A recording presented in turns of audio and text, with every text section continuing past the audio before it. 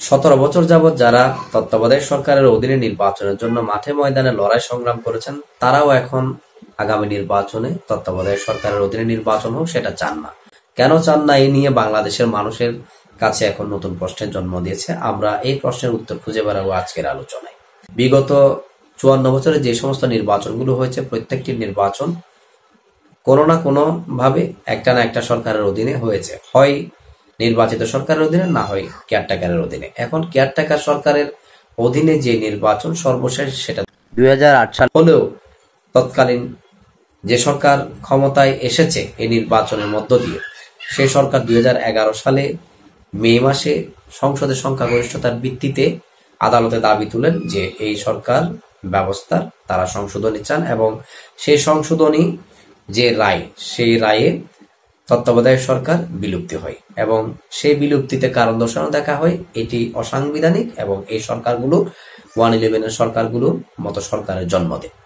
এর ফলে দলীয় সরকার বা নির্বাচিত সরকারের অধীনে 3টি নির্বাচন হয়েছে। সেই নির্বাচনে বিএনপি সহ অনেক দল নির্বাচনে অংশগ্রহণ করেছেন।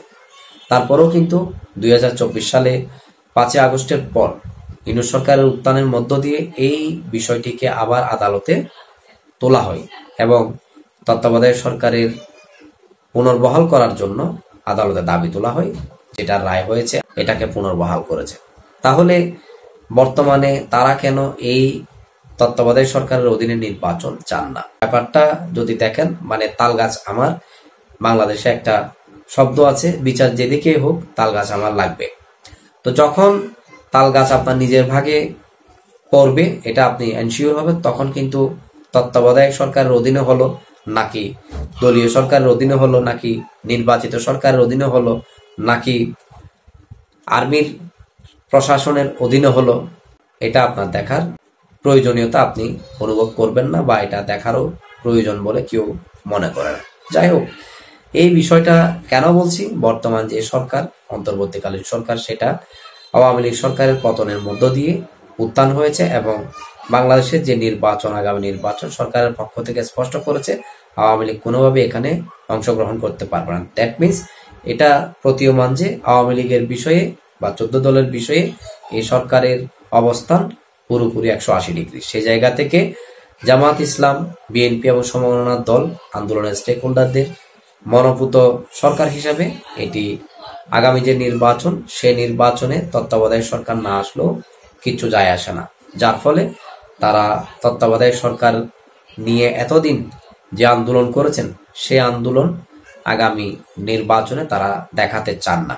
যদিও বা কোর্টের যে রায়, সেই রায়ে এখানে যারা আবেদন করেছেন, রাষ্ট্রপক্ষ এবং যারা আবেদনকারী, উভয়ের যে যুক্তিতর্ক, এগুলো আগামী নির্বাচনের পরবর্তীতে এই তত্ত্বাবধায়ক সরকার কার্যকর হওয়ার মতো ছিল। ফলে কোর্টও কিন্তু সেভাবে রায় উপস্থাপন করেছে।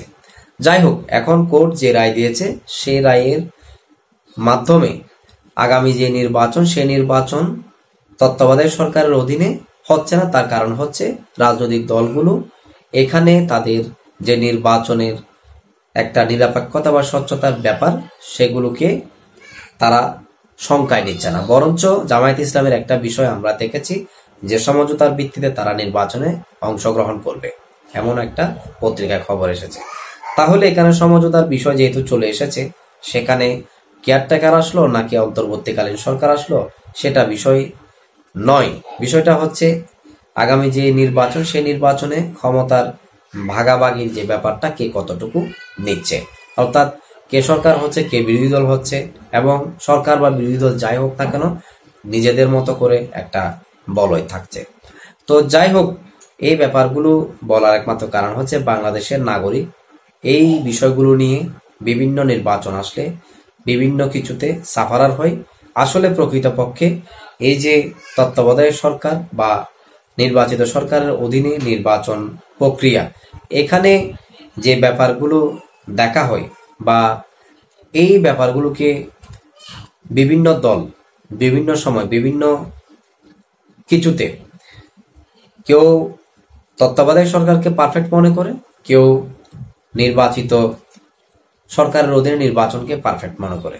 আসলে যদি সুস্থ মস্তিষ্কে যদি চিন্তা করা হয়, এখানে তত্ত্বাবধায়ক সরকার যেমন একটা নির্বাচনের জন্য পারফেক্ট মানদণ্ড নয়, তেমনি নির্দলীয় বলেন বা দলীয় বলেন, এই ব্যবস্থাও কিন্তু পারফেক্ট মানদণ্ড নয়। এই জন্য নয়, এখানে সবচেয়ে যে ব্যাপারটা সেটা হচ্ছে নৈতিকতা এবং স্বচ্ছতা।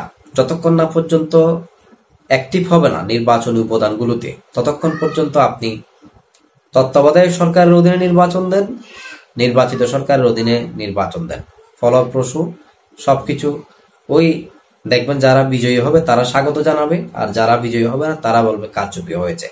নির্বাচনের ইতিহাসগুলো এগুলোই কিন্তু রেফারেন্স যদি দেখেন এগুলোই সামনে উঠে দাঁড়াবে। এই বিষয় নিয়ে আলোচনা অবশ্যই আমি নেক্সট ভিডিওতে করব। আমি জাস্ট আজকে আপনাদেরকে এই বিষয়টা নিয়ে আলোচনার নিয়ে এসেছি এবং প্রশ্নের উত্তর খোঁজার চেষ্টা করেছি যে তারা কেন এখন আগামী নির্বাচন তত্ত্বাবধায়কের অধীনে চায় না। এটা আশা করি আপনারা পেয়ে গেছেন। আপনারা যারা এই আলোচনার সাথে দ্বিমত, তারা আপনাদের মন্তব্যগুলো কমেন্ট বক্স খোলা আছে, আপনারা দিতে পারেন। সবার জন্য ভালোবাসা, ভালো থাকবেন, সুস্থ থাকবেন। আসসালামু আলাইকুম।